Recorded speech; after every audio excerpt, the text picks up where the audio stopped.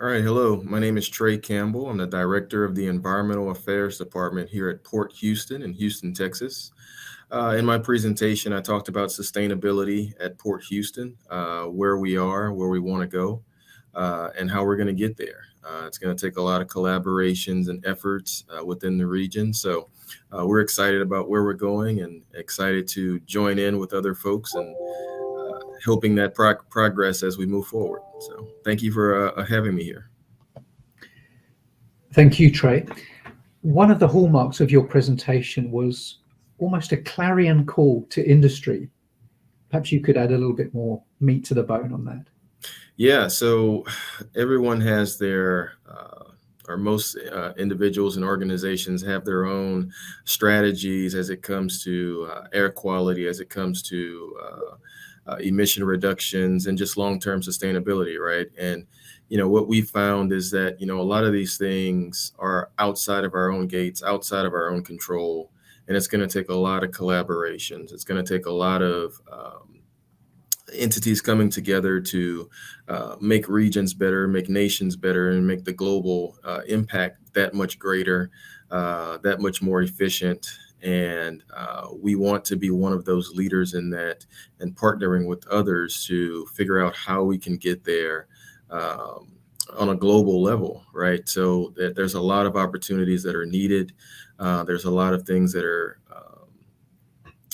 strategies that are coming into place that we all have, and we're happy to just continue that goal that we all have as far as making this a more sustainable environment for our kids and grandkids. Now, inevitably, one of the themes that came up in response to that was electrification.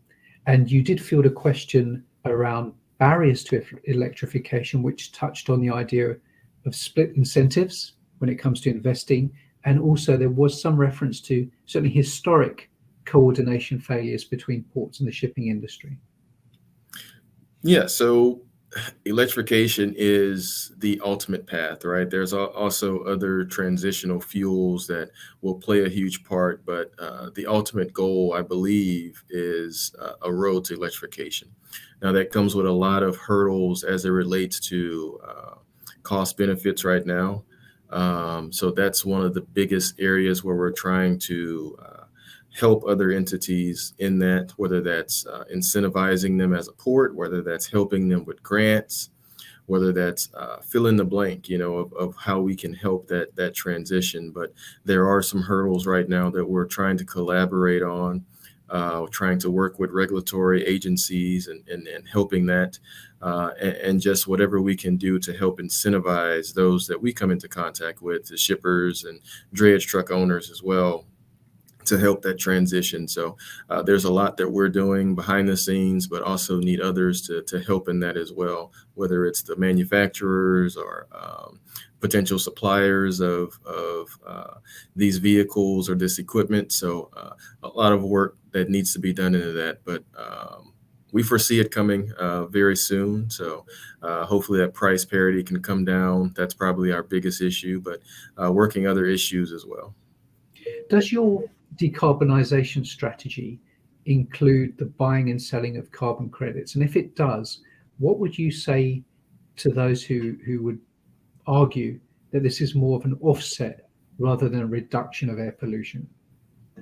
Yeah, I think it's all in how it fits into your overall plan, right? Everyone's plan will be different in some form or fashion. The carbon credit purchasing is a part of the overall plan. I wouldn't, it's not going to be Port Houston's only plan. There's various reductions that are possible, but we are looking into possibly utilizing carbon credits, but then also potentially creating our own credits, which I think is a great idea, whether that's through the development of marshlands that we're doing, development of wetlands on our own properties, and looking to try to figure out how those carbon credits or how that sequestration works with those marshes and wetlands, right? So I think it's all in how you develop your overall plan, and not making it the only thing that you're doing, but making it a part of the overall goal, overall strategy. How do considerations like just-in-time port arrival and voyage optimization factor in? Yeah, so this is the just-in-time is a efficiency strategy that's going to be very important as we move forward. Just to have that opportunity for ships to be much more efficient with their time, much more efficient with their travel. It helps reduces emissions. It helps keep idling down. It helps with traffic.